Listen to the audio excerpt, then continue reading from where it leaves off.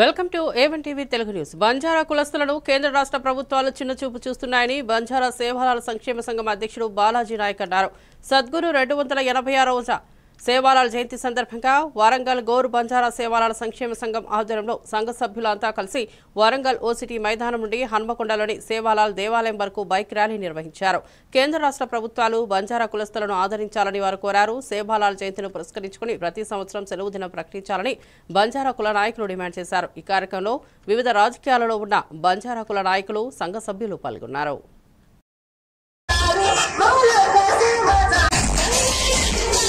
జయంతి వారోత్సవాలను పురస్కరించుకొని వరంగల్ ఓసిటీ నుండి హన్మకొండ దీన్ దయాల్ నగర్ సేవాలాల్ మహారాజ్ టెంపుల్ వరకు మహా బైక్ ర్యాలీ నిర్వహిస్తున్నాము. గోర్ బంజారా సేవాలాల్ సంక్షేమ సంఘం, గోర్మాల వెల్ఫేర్ సొసైటీ, గోర్ సేన ఆధ్వర్యంలో ఈ ర్యాలీ కొనసాగుతూ ఉంది. ఈరోజు తెలంగాణలో 40 లక్షల మంది మేము బంజారాలో ఉన్నాము. మాకు తగిన ప్రాధాన్యత లేదు. ఎందుకంటే మేము తక్కువ జాతి అని చూస్తుంది ప్రభుత్వము. తెలంగాణ కేంద్ర కేంద్ర ప్రభుత్వాలు కూడా మాకు వెంటనే సేవాలాల్ జయంతి ఫిబ్రవరి 15న సెలవు దినంగా ప్రకటించాలి. భారతదేశం ఆరాధనగా పూజించే బంజారాల యొక్క సతుకైనటువంటి సేవాలాల్ మహారాజ్ని తెలంగాణ కూడా వివిధ గిరిజన సంఘాల ఆధ్వర్యంలో ప్రజా సంఘాల నిర్వహణకు సంతోషిస్తున్నాం. అదేవిధంగా తెలంగాణ గవర్నమెంట్ కూడా అధికారికంగా సేవలు నిర్వహించడం నిజంగా మా జాతికి ఇచ్చినటువంటి గౌరవంగా భావిస్తూ వచ్చే సేవాలాల్ జయంతి వరకు ఈ తెలంగాణ గవర్నమెంట్ ఏదైతే ఐచ్ఛిక సెలవు ప్రకటించిందో దాని గవర్నమెంట్ ప్రభుత్వ సెలవుగా ప్రకటించి మా యొక్క జాతి కొరకు, మా జాతి ప్రయోజనాల కొరకు ఈ తెలంగాణ గవర్నమెంట్ కృషి చేయాలని ఈ సందర్భంగా తెలియజేస్తున్నాం. అదే విధంగా ఈ నిర్వహిస్తున్నటువంటి ఈ మా బైక్ ని విజయవంతం చేసి ఏదైతే నగరంలో ఉన్నటువంటి బంజారాల యొక్క ఆరాధన గురు సంత్ సేవాలాల్ గ్రూప్ యొక్క మందిర ఏర్పాటు, మందిర నిర్మాణం కోసం భూమి ప్రవేశిస్తున్నాం. వచ్చే సేవాలాల్ జయంతి వరకు ఆ మందిర నిర్మాణం కోసం ఈ వరంగల్ ఈ మహానగరంలో ఈ ట్రై సిటీస్ లో ఉన్నటువంటి అధికారులు చొరవ తీసుకొని ఆ మందిర యొక్క నిర్మాణానికి కృషి చేయాలని సందర్భం. మిర్యాలగూడ పట్టణంలో నూతనంగా ఏర్పడిన హోటల్ను ఎమ్మెల్యే లక్ష్మారెడ్డి ప్రారంభించారు. ఈ కార్యక్రమంలో హోటల్ యజమాని చిట్ల శ్రీనివాస్, దేశిడి శ్రీకర్ రెడ్డి, లక్ష్మణ్, జానకిరామరెడ్డి, గుడపాటి నవీన్ తదితరులు పాల్గొన్నారు.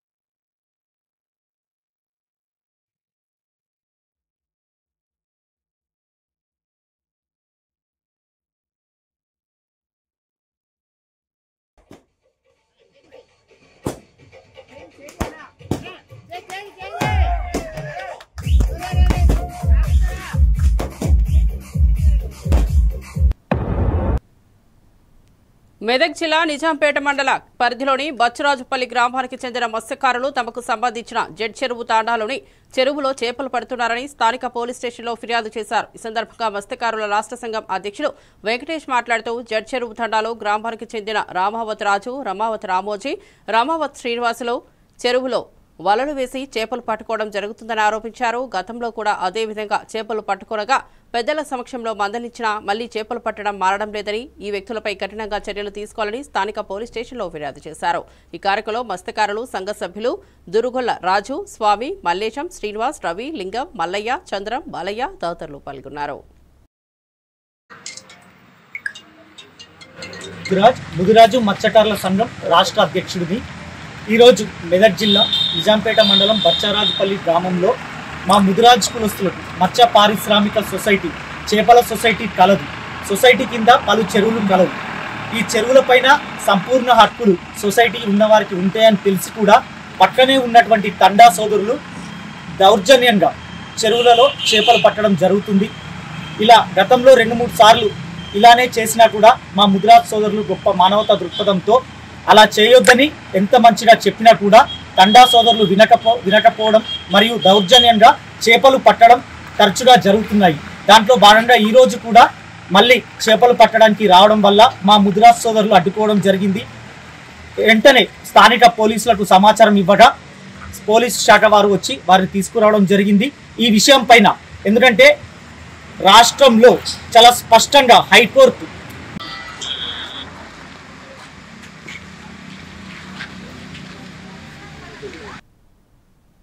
సంగారెడ్డి జిల్లా నారాయణఖేడ్ పట్టణంలో శివస్వాముల ఆధ్వర్యంలో మంగళపేట్ భవానీమాత మందిరం నుండి నారాయణఖేడ్ కాశీనాథ్ మందిర్ వరకు శివస్వాములు భారీ ఎత్తున పాదయాత్ర కార్యక్రమం నిర్వహించారు. అనంతరం పురాతన కాశీనాథ్ మందిరంలో జలాభిషేకం నిర్వహించారు. నారాయణఖేడ్ పట్టణంలోని వివిధ గ్రామాలకు చెందిన శివస్వాములందరూ కలిసి భారీ ఎత్తున కార్యక్రమానికి విచ్చేసి కార్యక్రమాన్ని విజయవంతం చేశారు. వారి యొక్క ఆహ్వానం మేరకు ఈ కార్యక్రమం రావడం జరిగింది. మరి చేరు ఇప్పుడప్పుడనగరాదు ఎప్పుడో ఏ వేళనో మని ఇప్పుడప్పుడనగరాదు ఎప్పుడో ఏ వేళనో మరి గుప్పు గొప్పున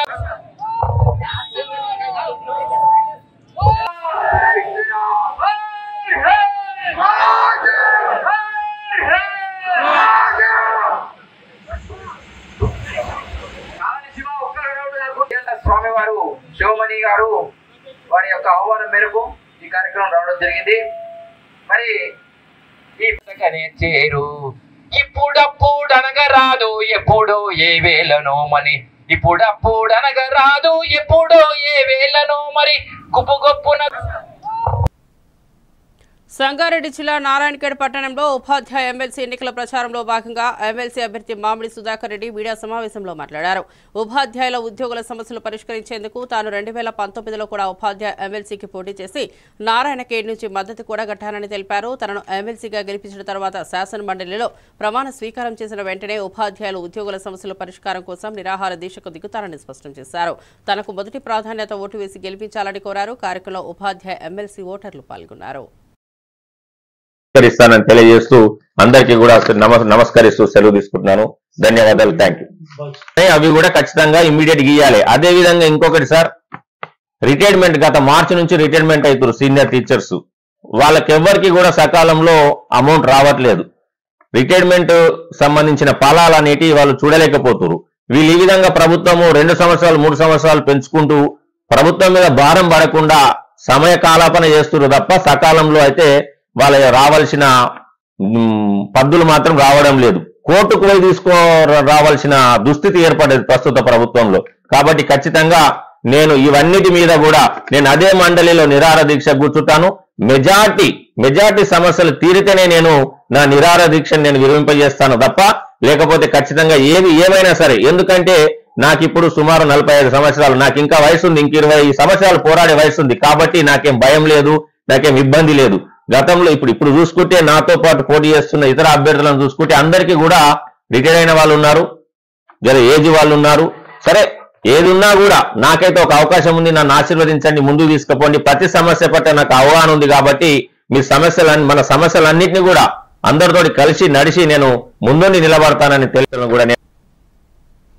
నల్గొండ జిల్లా మిర్యాలగూడ పట్టణ శివారులోని చింతపల్లి బైపాస్ వద్ద అద్దంకి నార్కెట్పల్లి రహదారిపై జరిగిన రోడ్డు ప్రమాదంలో ఒకరు మృతి చెందగా మరో 12 మంది ప్రయాణికులు గాయపడ్డారు. ఓ ట్రావెల్స్ బస్సు వెనుక నుండి ట్రాక్టర్ను ఢీకొట్టడంతో బస్సు అదుపు తప్పి పొలాల్లోకి దూసుకెళ్లింది. ఈ ఘటనలో ట్రాక్టర్లో ప్రయాణిస్తున్న మహిళ అక్కడికక్కడే మృతి చెందింది. బస్సులో ప్రయాణిస్తున్న మరో 12 మందికి తీవ్ర గాయాలయ్యాయి. ఘటనపై కేసు నమోదు చేసుకున్న పోలీసులు దర్యాప్తు చేపట్టారు.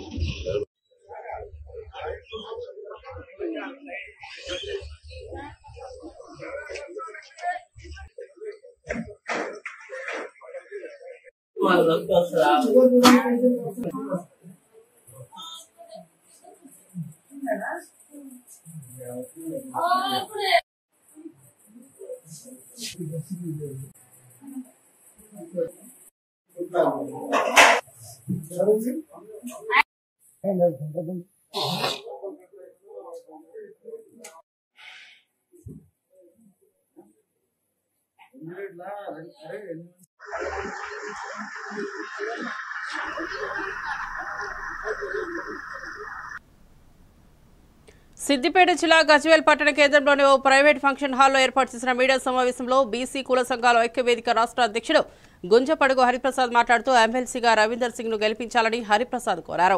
ఎమ్మెల్సీ ఎన్నికల్లో 2 ప్రధాన పార్టీల నుంచి పోటీ చేస్తున్న అభ్యర్థులు కోట్ల రూపాయలు సంపాదించారని, వారు డబ్బులతో ఓటర్లను మభ్యపెడుతున్నారని, వారిని ఈ ఎమ్మెల్సీ ఎన్నికల్లో ఓడించి పట్టభద్రులు తగిన బుద్ధి చెప్పాలన్నారు.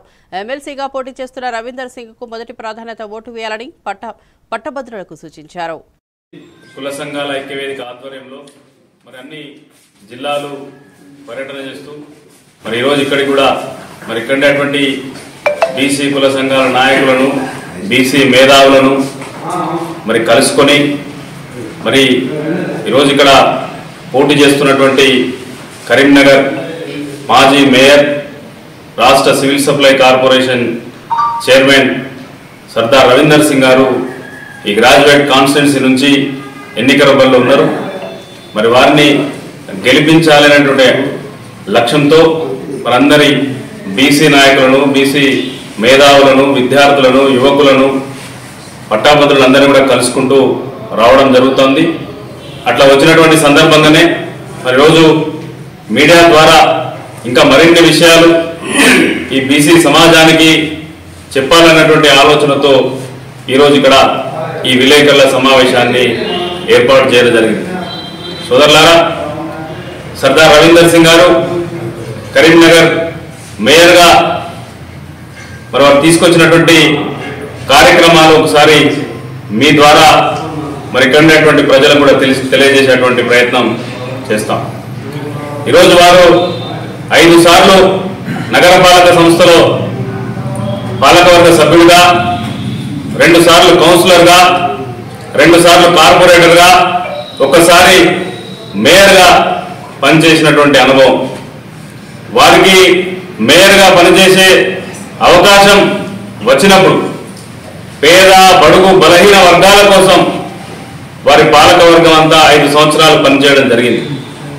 కరీంనగర్ నగర అభివృద్ధి లక్ష్యంగా, కరీంనగర్ నగరాన్ని సుందరంగా తీర్చిదిద్దడమే లక్ష్యంగా వారు 5 సంవత్సరాలు కూడా మేయర్గా పనిచేయడం జరిగింది. ఈరోజు కరీంనగర్ స్మార్ట్ సిటీలో ఉంది. కరీంనగర్ స్మార్ట్ సిటీలో ఉండడానికి కారణం సర్దార్ రవీందర్ సింగ్ గారు. ఈరోజు కరీంనగర్లో మెదక్, కరీంనగర్, ఆదిలాబాద్, నిజామాబాద్ ఉమ్మడి జిల్లాల పట్టభద్రుల ఎమ్మెల్సీ అభ్యర్థి ఆంజిరెడ్డి చిన్నమైల్కు మద్దతుగా నిజాంపేట మండలం కేంద్రంలో బీజేపీ పార్టీ మండల అధ్యక్షుడు చంద్రశేఖర్ ఆధ్వర్యంలో ప్రచారం కార్యక్రమం నిర్వహించారు. ఈ కార్యక్రమానికి ముఖ్య అతిథిగా ఎమ్మెల్సీ జిల్లా ఇన్ఛార్జ్ గడ్డం శ్రీనివాస్ హాజరై ఇంటింటి ప్రచారంలో పాల్గొన్నారు. ఈ సందర్భంగా వారు మాట్లాడుతూ ఈ నెల 27న జరగనున్న ఎమ్మెల్సీ ఎన్నికల్లో టీచర్స్ గ్రాడ్యుయేట్స్ ఎమ్మెల్సీ ఎన్నికల్లో భాగంగా ప్రచార కార్యక్రమం చేపట్టామన్నారు. 2 ఎమ్మెల్సీలలో కూడా బీజేపీ అభ్యర్థులకు 1వ నెంబర్ ప్రాధాన్యతను ఓటు వేసి గెలిపించాలన్నారు. ఈ కార్యక్రమంలో ప్రధాన కార్యదర్శులు శ్రీనివాస్, జిల్లా ఉపాధ్యక్షుడు తీగల శ్రీనివాస్ గౌడ్, ఉపాధ్యక్షుడు సిద్ధరామరెడ్డి, మండల ప్రధాన కార్యదర్శి నరేష్, మహాంకాళి తదితరులు పాల్గొన్నారు. 27వ తేదీ జరగనున్నటువంటి టీచర్స్ మరియు గ్రాడ్యుయేట్స్ ఎమ్మెల్సీ ఎన్నికల ప్రచారంలో భాగంగా నిజాంపేట మండల కేంద్రానికి రావడం జరిగింది. మరి ఈ 2 ఎమ్మెల్సీలలో కూడా భారతీయ జనతా పార్టీ అభ్యర్థులకు 1వ నంబరు ప్రాధాన్యత ఓటు వేసి గెలిపించాలని చెప్పేసి కోరుతా ఉన్నాం. భారతీయ జనతా పార్టీ అభ్యర్థులు గెలిస్తేనే ఒక ప్రశ్నించే గొంతుకగా ఉంటుంది. మరి అధికార పార్టీ వాళ్లకు వేస్తే వాళ్ళ పక్కన కూర్చొని మరి వాళ్ళు ప్రజల యొక్క సమస్యలు కానీ, టీచర్ల సమస్యలు కానీ ఏమి కూడా మాట్లాడేటటువంటి అవకాశం ఉండదు. మరి ఈరోజు చూసినట్టయితే దేశవ్యాప్తంగా మరి మొన్న ఢిల్లీలో కూడా విషయం, అదేవిధంగా గల్లీ వరకు కూడా నరేంద్ర మోడీ గారి యొక్క పాలనకు అందరూ కూడా పట్టం కడుతూ ఉన్నారు. నరేంద్ర మోడీ గారు పంపించినటువంటి, నరేంద్ర మోడీ గారు బలపరిచినటువంటి గ్రాడ్యుయేట్ ఎమ్మెల్సీ అభ్యర్థి అయినటువంటి మన అంజిరెడ్డి అన్న గారికి. అనకాపల్లి జిల్లా నర్సీపట్నంలో అనుమతి లేని కట్టడాలను మున్సిపల్ అధికారులు తొలగించారు. నర్సీపట్నం శారదానగర్ దగ్గర అనుమతి లేకుండా ప్రభుత్వ భూమిని ఆక్రమించి కట్టడాలను వైసీపీ నేత నిర్మించారు. అక్రమ నిర్మాణాలు తొలగించాలని రెవెన్యూ, మున్సిపల్ అధికారులు నోటీసులు పంపించారు. ఎటువంటి అవాంఛనీయ సంఘటనలు జరగకుండా Narsipatnam rural CI Revanthamma, town CI Govindarajulu పర్యవేక్షించారు. సంఘటనా స్థలానికి చేరుకున్న మాజీ ఎమ్మెల్యే పెట్ల ఉమాశంకర్ గణేష్ స్పీకర్ అయ్యన్న పాత్రుడిపై ఆగ్రహం వ్యక్తం చేశారు.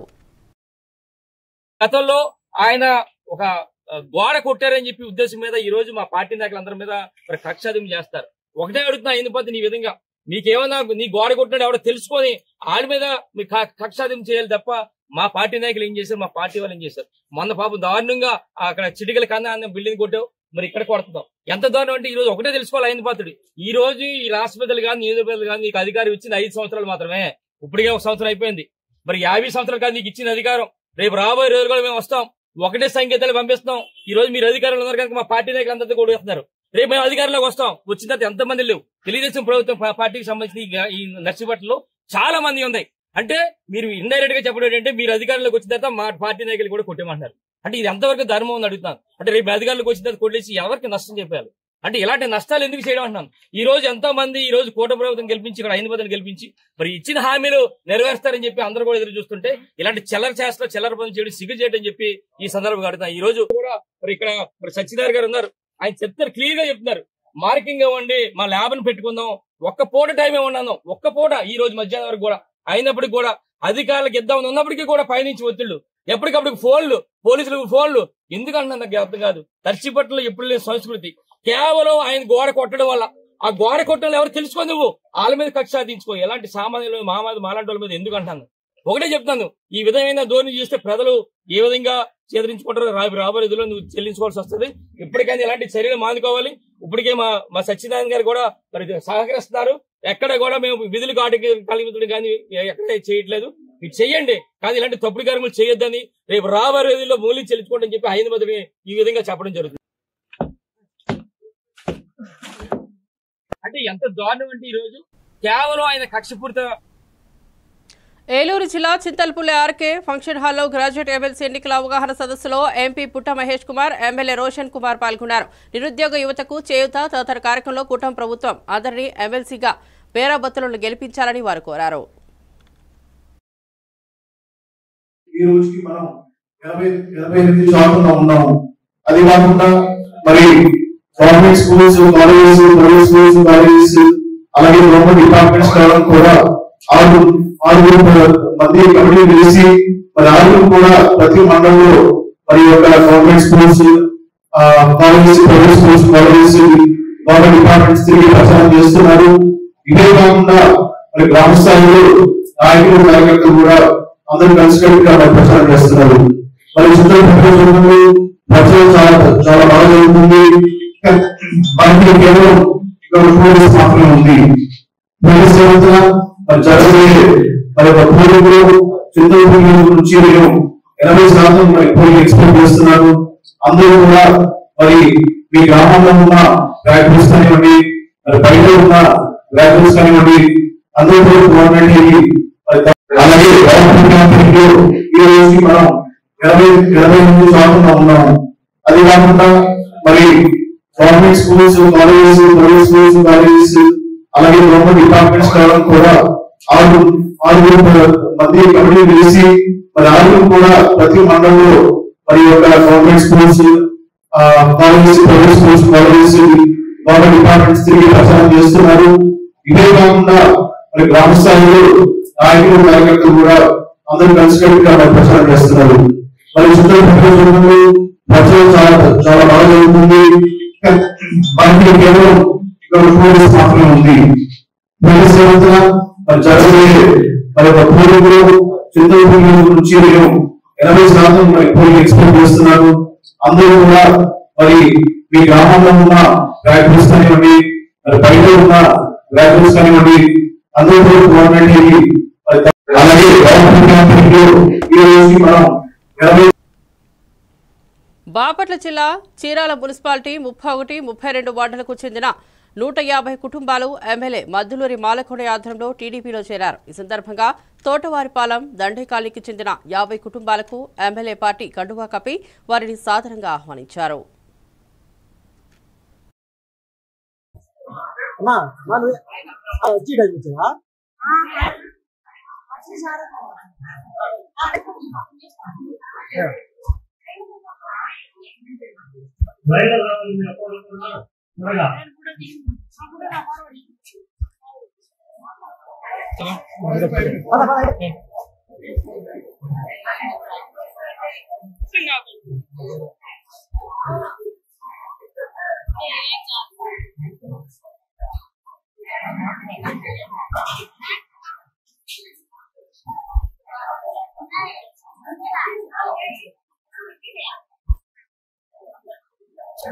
చెప్తా ఉంటా.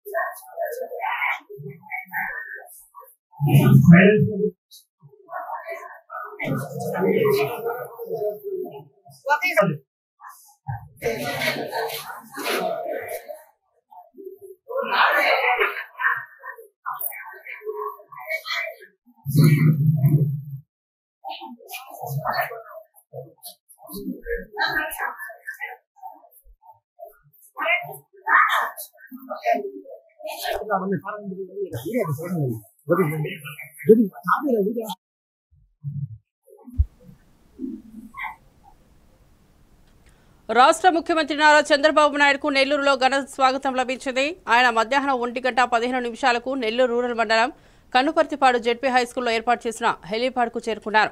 హెలీపాడ్ వద్ద రాష్ట్ర పురపాలక పట్టణాభివృద్ధి శాఖ మంత్రి పొంగూరు నారాయణ, స్థానిక MLA Kotamreddy Sridhar Reddy, Waqf board chairman Abdul Aziz, Kandukur MLA Inturi Nageswara Rao, Sullurpeta MLA Vijayasri, deputy మేయర్లు రూప్ కుమార్ యాదవ్, తహసీల్ స్థానిక నాయకులు Kotamreddy Giridhar Reddy, civil supplies director Pattabhiramireddy, మాజీ మంత్రి పరసారత్నం, మాజీ ఎమ్మెల్యే కె విజయరామిరెడ్డి, జిల్లా collector O Anand, SP Krishnakanth, joint కలెక్టర్లు K Karthik, TGP special collector Seena Naik, Kavali RDO Vamsikrishna తదితరులు స్వాగతం పలికారు.